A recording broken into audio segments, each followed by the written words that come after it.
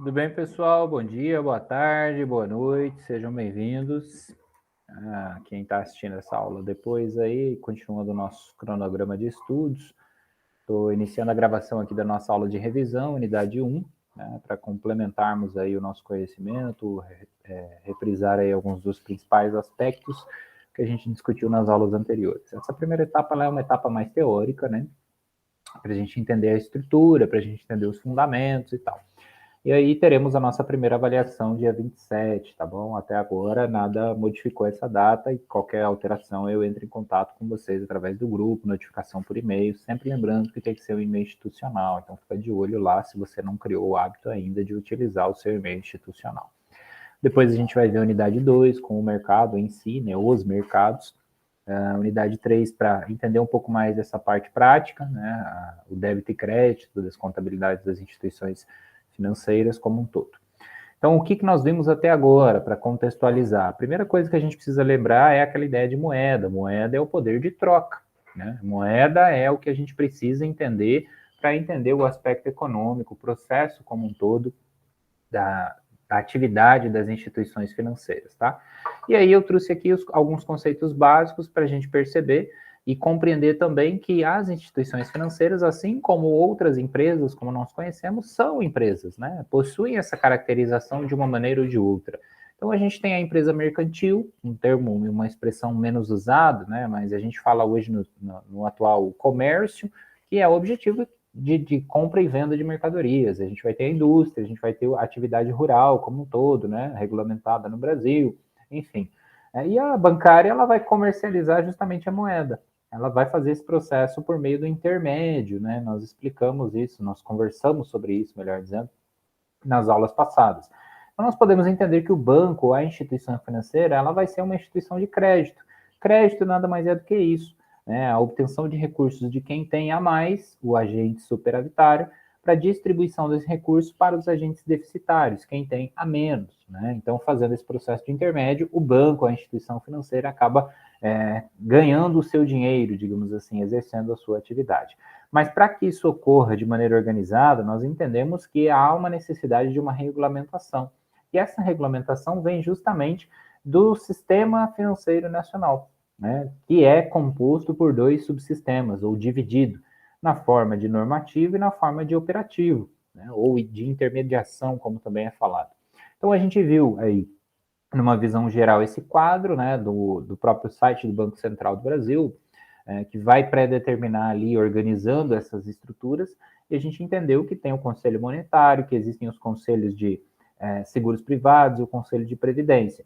Seriam entidades ou órgãos normativos, ou seja, quem vai regulamentar essa atividade no Brasil, tá? Junto à legislação complementar, junto à legislação que existe na Constituição Federal e etc. E a gente vai ter entidades supervisoras, que vão fazer também um papel normativo, né, e fazer esse elo entre a resolução do Conselho Monetário e a aplicação disso pelas instituições, o processo de fiscalização, podemos chamar assim também. Então, quem fiscaliza as instituições financeiras? Em específico ali os bancos, por exemplo. É fácil de lembrar, o Banco Central do Brasil, né, sujeito à regulamentação dele. Quem vai fiscalizar as atividades da nossa Bovespa, né, a antiga Bovespa, né, a B3 hoje, como é chamada? A Comissão de Valores Mobiliários. Quem vai fiscalizar o mercado financeiro, quem vai fiscalizar o mercado de capitais, digamos assim. Então, é mais ou menos para que vocês conhecessem essa estrutura realmente. E aí nós entendemos que o Conselho Monetário ele é chamado de órgão superior, porque ele vai ter essa palavra final, e essa palavra final depende justamente da sua composição. Por isso que a gente estudou, por exemplo, que parte da composição dele depende da administração pública, né? Então nós vamos ter aí um ministro participando deste processo. O fato da gente ter uma pessoa do primeiro escalão, podemos dizer assim, da política pública do Brasil no sentido financeiro, econômica, monetária, como queiram chamar, faz com que dali saiam normativos, dali saiam resoluções que vão justamente organizar essa sistemática, né, prevendo ou mirando o Brasil para um caminho de acordo com a política do governo atual. Então, a gente entende que o Conselho Monetário ele vai justamente formular essa política de moeda e de crédito.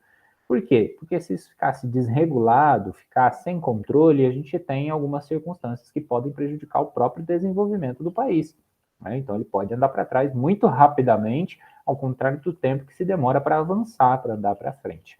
Então, o objetivo maior vai ser essa ideia de estabilidade da moeda e o próprio desenvolvimento econômico e social.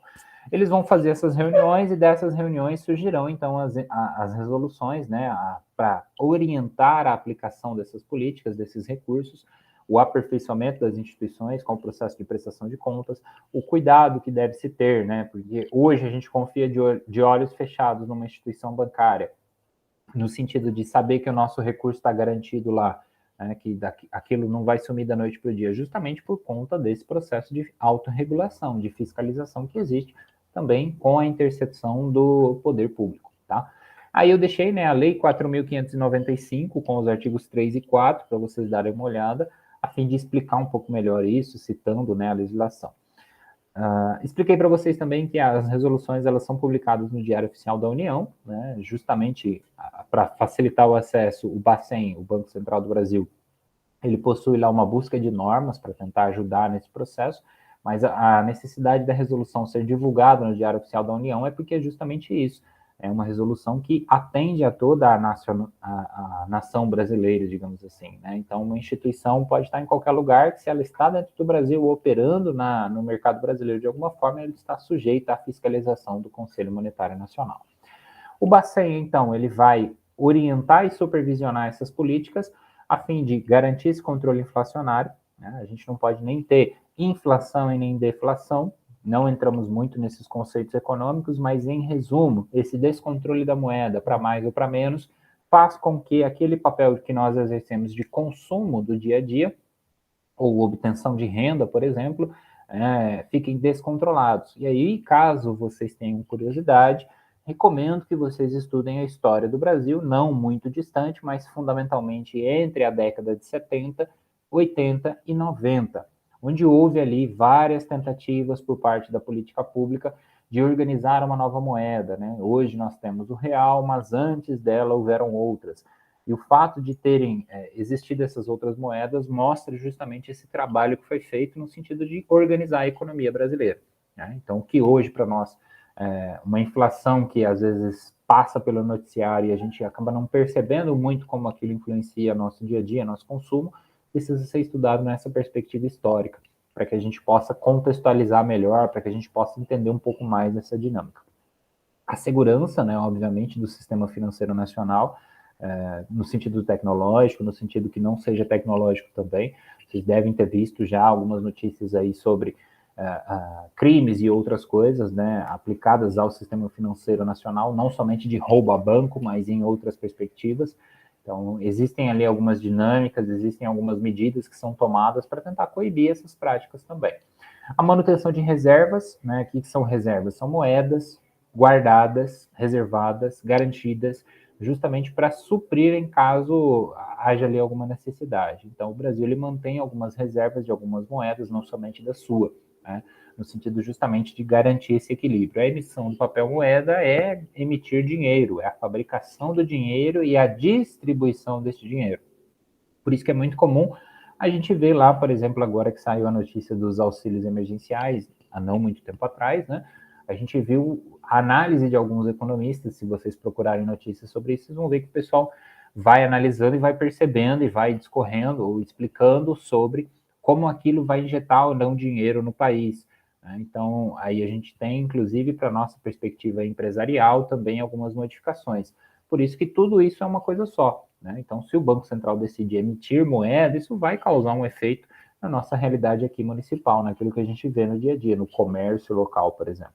Então, é importante se manter antenado e entender, na medida do possível, todos esses conceitos, que são mais econômicos, mas lembrem-se que a contabilidade é uma ciência social. É uma ciência social aplicada, então ela vai exigir de vocês sempre esse conjunto de conhecimentos. Você vai precisar ter um pouco de tudo para conseguir efetivamente fazer esse trabalho. A CMV, né, a Comissão de Valores Imobiliários, a gente não estudou os mercados ainda, então talvez pareça um pouco vago, mas o processo de emissão e distribuição de valores, né, os títulos que a gente conhece, derivativos, funcionamento da operação da Bolsa de Valores, que é de valores imobiliários, né, aqueles valores que são trocados de mão em mão todos os dias. Então, tem uma série de estudos aí que a gente vai fazendo ao longo das próximas aulas, né, na unidade 2, que vai ajudar a entender um pouquinho mais sobre esse processo. Mas companhias abertas passam pelo processo de auditoria, essa auditoria é orientada pela CNV, né? Se for feita, por exemplo, por uma empresa independente, que vai ter lá um contador que vai ser o auditor também, esse contador auditor, ele vai ter que seguir algumas normativas que vêm lá da Comissão de Valores Imobiliários, a regra, a mecânica, tudo isso vai vir de resolução, vai vir de orientação legal para embasar um trabalho que nós conhecemos no nosso dia a dia. A própria administração de carteiras e custódia desses valores, por conta aí de corretoras, por conta de outras entidades, de bancos de investimento, por exemplo, enfim, todo mundo sujeito a essa entidade que ainda é, né, como nós vimos lá, uma entidade supervisora fazendo parte do sistema ou subsistema normativo. Em contrapartida, a gente vai ter a parte operacional, que é a intermediação, né, que é o vai e vem do dinheiro, propriamente dito. Então, aí eu expliquei para vocês lá no começo, a gente vai ter instituições financeiras e não financeiras, ou bancárias e não bancárias. Dependendo de quem você estuda, vai se explicar de um jeito diferente, mas é a mesma ideia. As instituições financeiras bancárias, elas vão ser basicamente caixa econômica, os bancos comerciais que nós conhecemos, as cooperativas e os múltiplos, que nós vimos nas aulas anteriores, a diferenciação entre cada um deles, hoje a gente vai revisar. Não bancárias são aqueles bancos de investimento, desenvolvimento, câmbio, crédito, leasing, agências de fomento também estão contempladas aqui. A diferença regular ali é o conceito que a gente conhece, talvez assim, trazendo para um termo mais simples, é a ideia de conta corrente. É a ideia de manutenção de uma conta corrente. Por quê? A conta corrente vai ser a captação de um depósito na perspectiva do banco. Esse depósito é à vista, né? É claro que o à vista aqui significa no sentido de imediato, mas não significa que você colocou o dinheiro, ele já cai, há um processo, há um planejamento, há uma estrutura a ser respeitada aí nessa mecânica, né? Mas a gente entende mais ou menos essa dinâmica assim, você deposita e o dinheiro ele está disponível na sua conta, né? E aí isso é uma conta corrente. Ela é corrente justamente por isso, porque você pode movimentar, tem a livre movimentação. E ainda existe o aspecto, o fator da criação de moeda. Então, por exemplo, quando a entidade em si, né, a entidade bancária, ela vai pegar o seu dinheiro, vai emprestar aquele dinheiro para alguém que tem menos e precisa daquilo, depois vai cobrar juros, te remunerar, por exemplo, ela está fazendo esse processo de criação de moeda de uma forma ou de outra. Ela está gerando valor em cima daquele dinheiro, né? Então, a gente conhece a poupança, a gente conhece outros investimentos que podem ser feitos que geram remuneração para a nossa pessoa física, por exemplo. O banco, nesse intermédio, ele está justamente gerando moeda nesse sentido. Tá?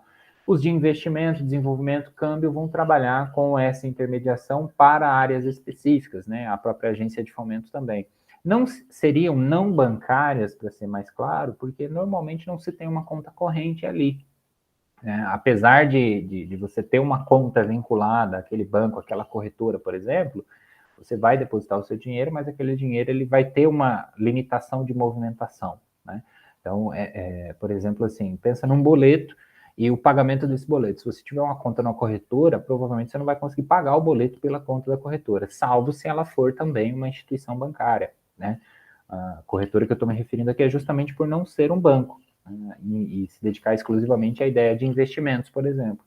Então, aí, num banco convencional, você pode fazer o investimento, convencional não, múltiplo, né? Vamos usar a terminologia correta. Você vai fazer o investimento, se você quiser, em mercados de valores imobiliários, mas, ao mesmo tempo, também pode fazer o pagamento, ou seja, a livre circulação da escolha sobre a movimentação daquele dinheiro, né? Então, seria mais ou menos isso. E aí a gente viu o BNDES, as instituições chamadas especiais, né, que seria o BNDES. BNDES, como o próprio nome diz, é uma entidade de desenvolvimento econômico e social. Então tem que lembrar isso sempre. Ele não tem prazo de término, e o fato dele não ter prazo de término nos leva a entender que ele faz parte, então, dessa estrutura do sistema financeiro nacional, justamente para poder promover as políticas públicas ou iniciativas privadas no sentido de gerar emprego e renda, que foi o que eu expliquei para vocês. E ele não vai ser uma instituição que vai ter uma agência em cada cidade, né? O propósito dele não é esse. O propósito dele é organizar esses recursos e usar essas empresas subsidiárias, que a gente fala, os agentes financeiros, que são os próprios bancos, as cooperativas, outras entidades que se alinham a essa prática, para disponibilizar o recurso. Então, esse pessoal da linha de frente se preocupa com esse atendimento ao cliente, o BNDES faz a parte por detrás, que é a captação desse recurso em maior volume, por exemplo, para fornecer capital de giro. né? E aí basta que vocês associem uma coisa assim, por exemplo, se você quer fazer a movimentação desse capital de giro, e aí você olha lá no site do BNDES, tem uma linha de crédito de 20 mil, vamos supor. Ele não oferece isso uma única vez, não são só 20 mil reais. O BNDES ele vai ter uma reserva muito maior que isso. Ele vai oferecer 20 mil para, sei lá, 100 empresários, 200 empresários, 1.000 empresários. Então, o montante desse recurso ele é muito alto. E, normalmente, ele vem financiado do governo, né, como a gente chama, da instituição, do Instituto Público propriamente dito, para a criação dessas políticas. Então, o governo quer que as empresas se desenvolvam para quê? Para gerar emprego e renda. Gerando emprego e renda, a tributação aumenta. Se a tributação aumenta, ele tem mais recursos para poder fazer a aplicação desses recursos das políticas públicas, gerando ali mais qualidade de vida. Essa é a ideia do papel. Se isso é bem feito, mal feito, é outra conversa. Mas o que é previsto pelo seu instituto, né, pelo seu estatuto de fundação e a sua proposta de existência, é exatamente esse raciocínio. E aí eu citei algumas das operações que ele pode fazer, inclusive, né, atividade bancária, operações financeiras ou no mercado de capital, porque ele tem alguns fundos de investimento também, enfim, operação de crédito, gestão de recursos de terceiros, financiamento do programa que a gente chamou de PIS e PASEP, né, que é o famoso abono salarial, artigo 239 da Constituição Federal, e aquilo que nós já vimos com detalhes na aula anterior.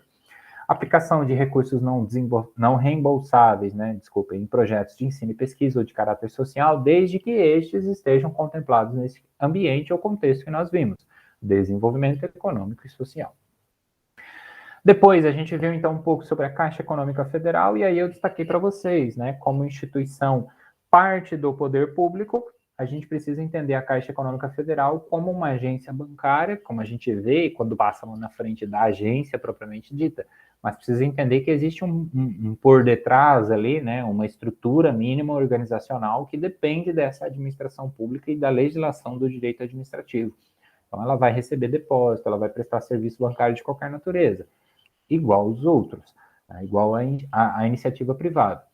Porém, ela tem, por exemplo, né, exclusividade em relação ao serviço de loteria federal, coisa que uma instituição privada, um banco da instituição privada, de iniciativa privada, melhor dizendo, não instituição, não vai ter, né, justamente por conta dessa defesa da legislação. Monopólio de operação de penhor, no caso do penhor civil, né, de forma permanente, contínua. Ela pode atuar como agente financeiro desses programas de habitação. É muito comum que os programas de habitação sejam executados pela Caixa Econômica Federal. Se vocês buscarem aí na memória, alguns anos atrás, a gente teve vários programas, né?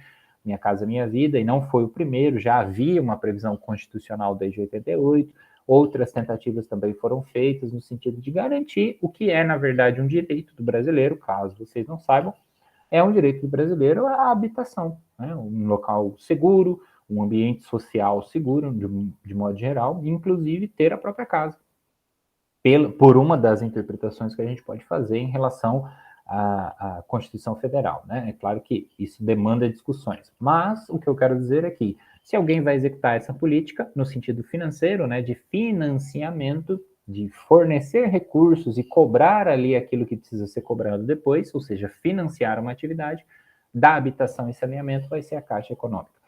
A atuação como agente operador principal aí do Fundo de Garantia, e aí vejam que aqui não é com exclusividade, ele é o principal, aí o que ele faz? Ele passa isso, distribui essa atividade, por exemplo, para o que a gente chama de lotéricas, né, da iniciativa privada, conveniadas, de acordo com a regulamentação, tudo mais.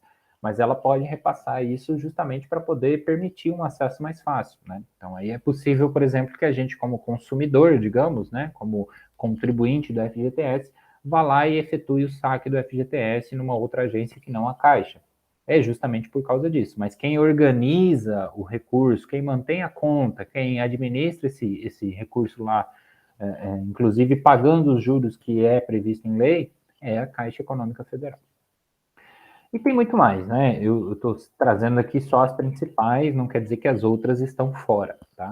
Basta rever aquela aula com mais calma, procurar um pouco do material complementar que eu cito lá, que é a legislação. Eu sei que é meio pesado, mas aos pouquinhos vai desvendando esse conhecimento. Aí a gente vê os tipos de instituições. Eu comecei falando dos bancos comerciais, né? Respectivamente explicando aí o que são operações passivas, as operações ativas, a ideia de operação especial, a ideia de serviço, né, que a gente vai discutir isso lá na frente também. O banco, o comercial, ele vai pagar tributo, né, ele vai receber tributo, ele tem aí essas variações. Ele permite, por exemplo, o pagamento de conta, desconto de título e tudo mais. A gente viu também o conceito de banco de investimento, para compreender um pouco mais da diferença, né, e perceber que o banco de investimento ele vai se especializar nessas operações financeiras de médio e longo prazo. Então, ele investindo, ele trabalha justamente com essa ideia de financiamento para a geração de bens de capital, que a gente chama principalmente, né?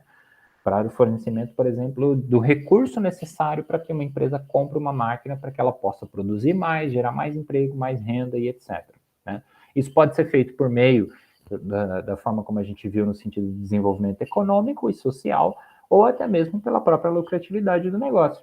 Então, a gente pode ter uma instituição que vai se dedicar exclusivamente a isso. Normalmente, os bancos de investimento, a gente associa muito, né, com o conceito dos investimentos pessoa física, mas aqui a gente pode ter entidades dedicadas, né, a esse trabalho com a pessoa jurídica, em sentido de fornecer justamente esse recurso para geração de capital e etc. Banco de desenvolvimento, que vai ser muito associado àquele conceito que eu falei para vocês dos estados, né? A gente tem alguns exemplos no Brasil, e eles possuem regulamentação própria, característica própria, vão ter lá toda a sua estruturação, né? Não seria o contrato social, mas o estatuto social por pertencerem aos estados, e são mais focados naquela região, né? Mas muito parecidos com o BNDES. Só não confunda que o BNDES ele não vai ser necessariamente caracterizado aqui como um banco de desenvolvimento. Tá? Ele tem aquela caracterização própria porque ele vai entender, ou atender, melhor dizendo, o Brasil como um todo. Né? E o Banco de Desenvolvimento se limita àquela região. Pode fazer operação com outro lugar? Pode. Né? Isso, inclusive, acontece. Mas o ideal, a premissa é que ele atue naquela região que ele está presente. Com operações ativas e passivas, ou seja, recolhimento e distribuição de recursos. Cooperativa de crédito é a união, um conjunto de pessoas para fornecer o crédito. O crédito para quê? Pode ser o crédito agropecuário, de consumo, o próprio crédito em si no sentido de moeda, dinheiro, né, a infraestrutura, a parte da saúde, trabalho, produção de bens e serviços, transporte, enfim. Seriam os 7 principais ramos hoje, segundo a Organização de Cooperativas no Brasil. Né? A ideia, a principal seria essa, né? Que daria para resumir esse conjunto. Mas é um resumo, né, muito simplório. Então, a gente precisa entender como instituições privadas, e por serem privadas, vão estar sujeitas à legislação específica. Né? Então, aí eu vou trabalhar com a lei das sociedades anônimas, eu vou trabalhar com a caracterização de uma pessoa jurídica, ela vai ter que ter contabilidade, ela vai ter que prestar esse serviço com algumas regrinhas, porque está trabalhando com moeda, então tem que tomar esses cuidados. Eu falei para vocês também da sociedade de arrendamento mercantil, né, que é a operação de leasing, e aí eu expliquei sobre o arrendador, o arrendatário, a exemplo aí, a compra de um bem imóvel ou imóvel, né, que é o empréstimo por determinado tempo sob a condição de um pagamento. Sociedade de crédito, financiamento e investimento, sociedade de crédito imobiliário, dedicados aí a setores em específico, né? E os bancos múltiplos que vão contemplar essas todas as atividades. E aí, uma vez que a gente entendeu um pouquinho de cada uma delas, fica fácil entender o que é um banco múltiplo. Aí você vai lá, abre o aplicativo do seu banco e vê o que ele oferece. Dependendo do que você caracterizar ali, você vai conseguir conceituar ele. Então, vamos dar uma olhada para ver se o meu banco ele oferece alguma atividade de investimento. Se ele tem lá um setor de previdência privada complementar. Se ele tem lá uma parte de seguros. Se ele tem... Estudar investimento, tá? Se ele tem, por exemplo, uma conta corrente, se ele tem uma conta poupança, se ele tem outros tipos de operações, se ele é associado a alguma corretora para realizar operações na B3, que é a Bolsa de Valores. Enfim, né? Se ele tem políticas e práticas de concessão de crédito, se ele faz, por exemplo, o financiamento de bens móveis ou imóveis na forma de leasing, ou na forma de financiamento em específico, para pessoa jurídica, para pessoa física. Tudo isso aqui vai estar contemplado muito provavelmente. Por quê? É a mesma coisa de você entrar num lugar, numa loja, para comprar um produto e perceber que só tem um. Muito provavelmente, a não ser que você precise exclusivamente daquele produto, você não vai voltar lá, né? Você só vai na loja de roupas porque tem uma variedade à sua disposição. Né? Às vezes a loja vende roupa, calçado, um monte de outras coisas. Então, você vai no supermercado, você quer toda essa variedade que o supermercado oferece. Para os bancos, para as instituições financeiras, não é diferente. Por isso que a gente começou entendendo que elas vão ser semelhantes no conceito de empresa, como a gente chama. Tem particularidades, mas vão partir do mesmo princípio. Se é uma empresa privada, ela quer lucro. Como que ela obtém lucro? A empresa não compra mercadoria e vende mais caro para o consumidor? Uma indústria, ela não fabrica, não pega uma matéria-prima, tem lá os seus custos, fabrica, vende justamente um pouquinho mais caro para ganhar alguma coisa em cima daquela operação. O banco vai fazer a mesma coisa, ela vai pegar o recurso, vai disponibilizar o recurso. A diferença é que a mercadoria, entre aspas, é, como eu expliquei para vocês, o dinheiro, né, como a gente chama, ou preferencialmente a moeda. E para caracterizar o banco múltiplo, lembra dessa regrinha. Tem que ter no mínimo uma das atividades ali precisa ser comercial ou de investimento. Né? Então, tem que ter nesse rol. Muito comumente, as instituições nos dias de hoje, né, os digitais aí, inclusive, vão entrar nessa categoria, tá? Tem a resolução que dá mais detalhes, que, enfim, aprofunda essa conceituação.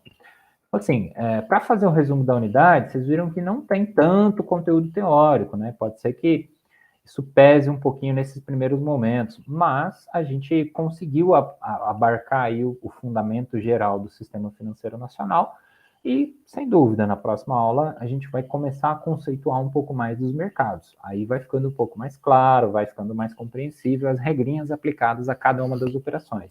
Aí lá depois, na frente, a hora de fazer o débito e crédito, a gente vai conseguir associar uma coisa com a outra. Então, se eu sou a cooperativa, eu vou ter um tratamento para aquela operação diferente do tratamento da pessoa jurídica convencional, que a gente chama, que é a empresa. Né? Então, às vezes a gente habitua-se a fazer a contabilidade da empresa, toma um empréstimo, aquilo na perspectiva da empresa é uma coisa, na perspectiva da instituição financeira é outra. Né? É se colocar nessa outra forma de ver, né? E entender como que eles ganham dinheiro justamente para que a gente possa usufruir da melhor forma, né? Para que a gente possa prestar esse serviço também da melhor forma no sentido contábil, tá bom? Então, espero que tenha aí sanado as principais dúvidas, né? Fico à disposição de vocês, caso queiram, entrem em contato comigo aí, a gente vai conversando, tirando as dúvidas, e na nossa próxima aula, então, avaliação. Né? Qualquer coisa, basta me chamar lá, me comunicar, que eu vou estar à disposição de vocês, tá bom? Espero que tenha atendido aí as necessidades por hora. Até a nossa próxima aula.